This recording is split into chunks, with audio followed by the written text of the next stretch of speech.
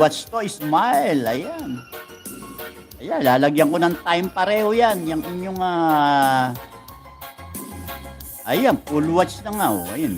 Okay, pause yan, 9:10. Okay, full watch. Ayan, kay Smile, almost done. Smile. Okay, ayan. Ayan, buhay na buhay. Nudit ko pa. Ayan. Ayan.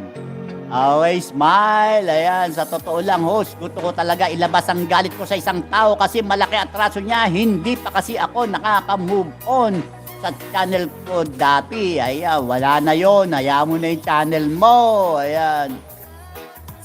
Alright, ayan, full watch also. Smile. Ayan. Hindi mo na mababalik yung kahit mapatay mo pa yan. Hindi na mababalik yung channel mo. Ayan, ano mangyayari? Wala na. Ayan. Ayan.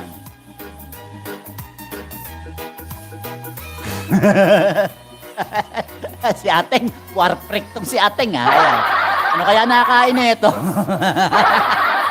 Baka hindi pa natutulog yan. Ako, patulogin niyo muna si Ateng. Mainit ang ulo ngayon yan. Baka maglabas ng desabog yan. Iyayain ka. Halika, Machu. Puntahan natin. Saan ba?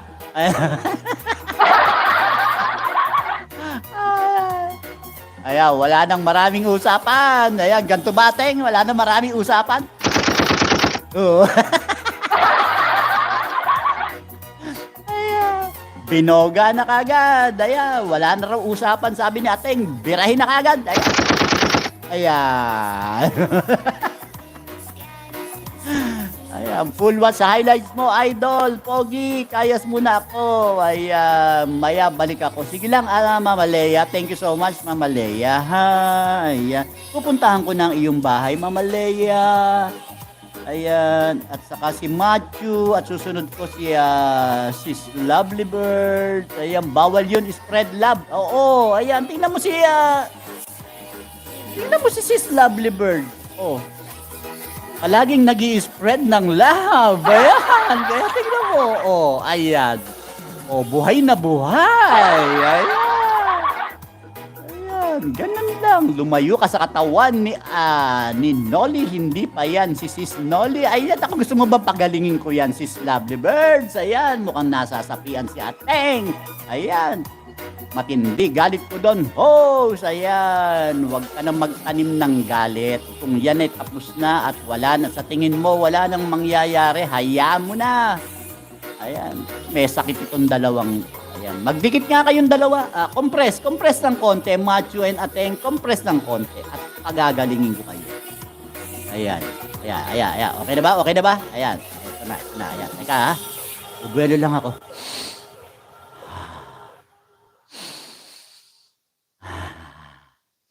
Baho ng amoy Saan kaya galing yun? Ayan. May nakapasok na masamang amoy sa bahay namin. Ayan. Ay, lumayo kayo! Baka masasamang espiritu sa katawan ni Matthew at ni Ateng! Ayan! Alis dyan! Alis dyan kay Ateng! Ayun, nakikita kita! Ayun, umalis ka dyan! Umalis ka kay Ateng! Ayan, masama kang espiritu! Ayan, kay Matthew, ikaw, kanina ka pa! Gusto kitang tuktukan! Alis dyan! Alis! Pagagalingin ko yan dalawang yan. Pabayaan mong matira ang pagmamahal at pagbibigayan sa kanila. Alis yan.